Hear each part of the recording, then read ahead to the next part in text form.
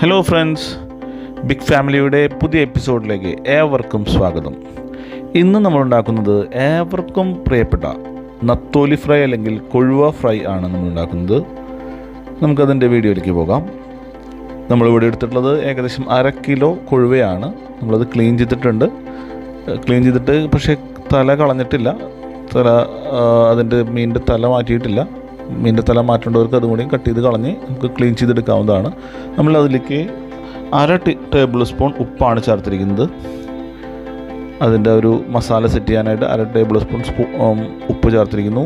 അതുപോലെ തന്നെ നമ്മൾ 1/4 ടേബിൾ സ്പൂൺ മഞ്ഞൾപ്പൊടി, നാടൻ മഞ്ഞൾപ്പൊടിയാണ്, 1/4 ടേബിൾ സ്പൂൺ മഞ്ഞൾപ്പൊടിയാണ് ചേർത്തിരിക്കുന്നത്.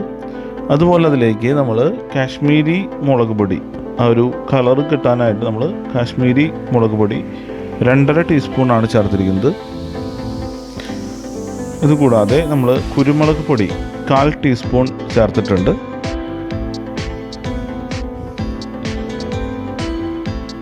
ഇതെല്ലാം കൂടി ഒന്ന് മിക്സ് ആവാനായിട്ട് നമ്മൾ വെളിച്ചെണ്ണ ചേർത്തിട്ടുണ്ട്. 1.5 ടേബിൾ സ്പൂൺ വെളിച്ചെണ്ണയാണ് നമ്മൾ ചേർത്തിരിക്കുന്നത്. ഇതെല്ലാം കൂടി നന്നായി മിക്സ് ചെയ്ത് കൊടുക്കുക. മീനിൻ്റെ എല്ലാ ഭാഗത്തേക്കും കിട്ടുന്നതിനെ നന്നായി ഒന്ന് മിക്സ് ചെയ്ത് കൊടുക്കുക. ഈ ഒരു മീനിൻ്റെ പ്രത്യേകത അറിയാലോ, എല്ലാവർക്കും ഇഷ്ടപ്പെടുന്നതും ഇതിലെ മുള്ളോ മറ്റു കാര്യങ്ങളൊന്നും കളയേണ്ടതില്ല. സുഖമായിട്ട് കുട്ടികൾക്ക് പോലും ഈസി ആയിട്ട് കഴിക്കാവുന്ന ഒന്നാണിത്. അതുകൊണ്ട് തന്നെ ഇത് വളരെ പോപ്പുലറായിട്ടുള്ള ഒന്നാണെന്ന് എല്ലാവർക്കും അറിയാം. ഒരു സിനിമയുടെ പേര് തന്നെ ഉണ്ടല്ലോ, നത്തോലി ചെറിയൊരു മീനല്ല എന്നുള്ളത്. ശരിയാണ്, ഇതിൻ്റെ ടേസ്റ്റ് നോക്കുമ്പോൾ ഇതൊരു ചെറിയൊരു മീനൊന്നല്ല, സൂപ്പറാണ്.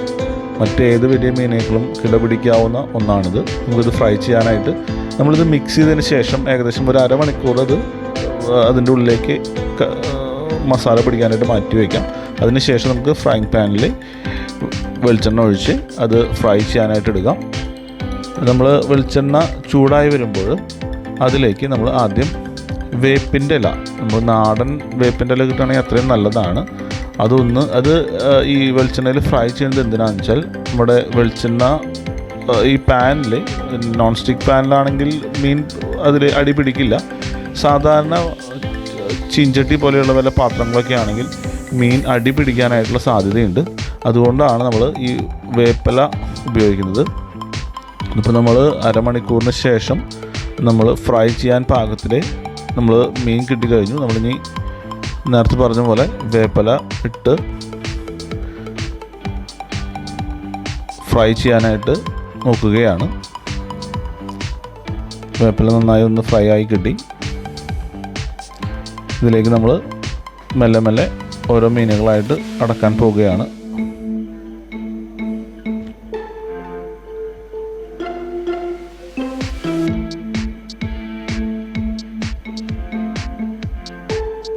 വെളിച്ചെണ്ണ നല്ല ചൂടായതിനു ശേഷം വേണം കേട്ടോ മീൻ വെക്കാനായിട്ട്. കണ്ടോ, മീൻ വെച്ചപ്പോൾ വെളിച്ചെണ്ണയിൽ നിന്ന് ബബിൾസ് വരുന്നത് കണ്ടോ. അതുപോലെ വരുന്ന നേരമാകുമ്പോഴാണ് നമുക്ക് നല്ല മുരിച്ചിൽ കിട്ടുക. ഈ ഒരു മീനിന് ഭയങ്കര ഡീപ്പ് ഫ്രൈ ആവശ്യമില്ല, ഒരു മീഡിയം ഫ്രൈ ആണ് നല്ലത്. അപ്പോഴാണ് അതിൻ്റെ ഒരു മീഡിയം വറവ് കിട്ടുക. അതോ ക്രിസ്പിനെസ് കൂടുതൽ താല്പര്യമുള്ളവർക്ക് ഡീപ്പ് ഫ്രൈ തന്നെ ചെയ്യാം.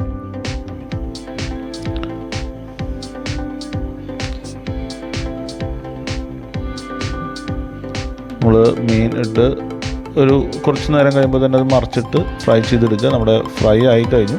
നമ്മളത് പ്ലേറ്റിലേക്ക് പകർത്തി ഇതിൽ കുറച്ച് സവോള ചെറുതായി അരിഞ്ഞ് അതോടൊപ്പം തന്നെ ചെറുനാരങ്ങ നീരും കൂടി ആഡ് ചെയ്യുന്നത് നല്ലതാണ്. വാച്ച് ചെയ്ത എല്ലാവർക്കും thank you very much. Channel subscribe ചെയ്യുക.